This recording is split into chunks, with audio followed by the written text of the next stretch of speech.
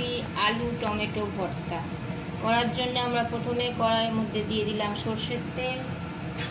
তেলটা গরম হয়ে গেলে আমরা দেব পেঁয়াজ কুচি, পেঁয়াজ আর কাঁচা লঙ্কা দিয়ে একটু ভেজে নেব।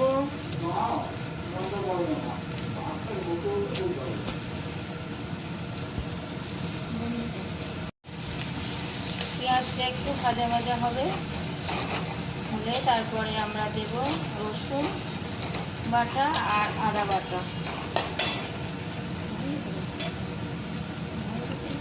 দিলাম আদা বাটা,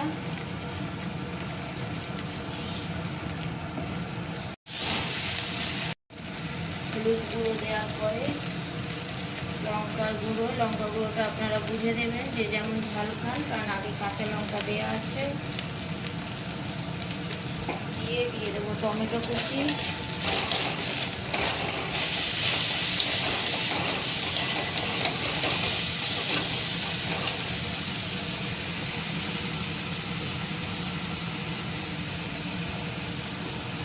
টমেটো কুচিটা দেওয়ার পরে আমরা দেব পরিমাণ মতো নুনটা দেওয়ার পরে টমেটোটা ভালো করে কষাবো এবং টমেটোটা একটু গলিয়ে নেবো।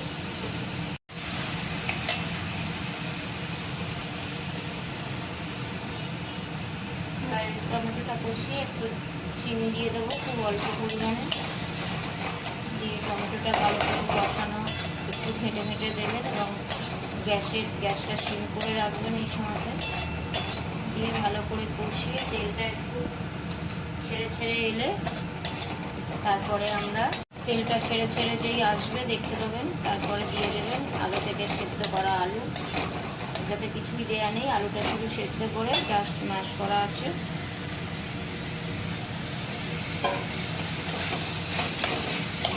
ভালো করে আপনারা নাড়বেন এবং টমেটো আলু একটু ঘেঁটে ঘেঁটে দেবেন, কারণ যেহেতু এটা ভর্তা খুব ভালো করে এই সময়টা কষাতে হবে। যত কষাবেন কষাতে দেখবেন যে কড়া থেকে আপনি ছেড়ে আসছে জিনিসটা, তখন জানবেন যেটা হয়ে গেছে।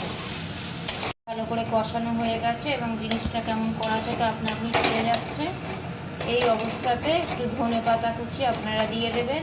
আমার কাছে নেই বলে আমি দিলাম না, ধনে পাতাটা দিলে ভালোই লাগে খেতে। রেসিপিটা আপনারা টেস্ট করে দেখুন কেমন লাগে, আশা করি আপনাদের ভালো লাগবে। লাইক করবেন, শেয়ার করবেন আর বেল আইকনটা প্রেস করে রাখবেন নতুন আপডেট পাওয়ার জন্য।